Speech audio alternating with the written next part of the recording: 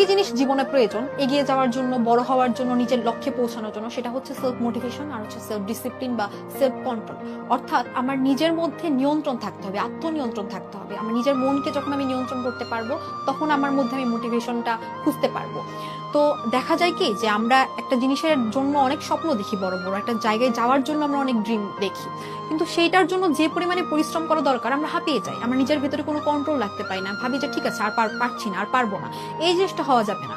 তুমি জাস্ট নিজেকে একটা প্রশ্ন করবে যে তুমি যেই জায়গায় নিজেকে দেখতে চাচ্ছ, তুমি কি তার জন্য এনাফ যে পরিশ্রম সেটা কি তুমি দিচ্ছ, সেটা কি তুমি করছো? এই প্রশ্নটা যখন তুমি নিজেকে করবে, যখন তুমি নিজের মনকে নিয়ন্ত্রণ করতে পারবে, যখন তুমি পড়ার টেবিলে নিজেকে বসাতে পারবে, সেই পরিশ্রমটা, সেই এফোর্টটা দিতে পারবে, তখনই তোমার মধ্যে সেলফ মোটিভেশনটা কাজ করবে।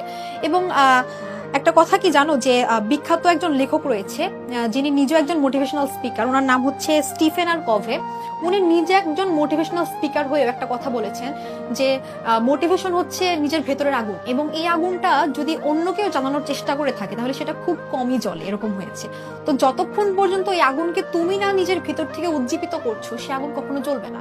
তোমাকে অন্য কেউ এসে অনুপ্রাণিত করতে পারবে, অন্য কেউ এসে অনেক বড় বড় কথা বলতে পারবে, জ্ঞান দিতে পারবে, কিন্তু সেই লক্ষ্যে পৌঁছানোর যে পথটা, সেই যে গন্তব্যটা, সেই পথে কিন্তু তোমাকে একাই হাঁটতে হবে। তাই নিজের ভেতরে নিজের শক্তি নিজে আনার চেষ্টা করবে যে তুমি কোথায় দেখতে চাও নিজেকে, এবং সেই জায়গায় যাওয়ার জন্য তোমাকে কি কি করতে হবে। এটাই হচ্ছে সেলফ মোটিভেশন। এটা না থাকলে তুমি দুনিয়ার যত বড় বড় মোটিভেশনাল স্পিকার এসেই তোমাকে মোটিভেশন দিক না কেন, কোনো লাভ হবে না।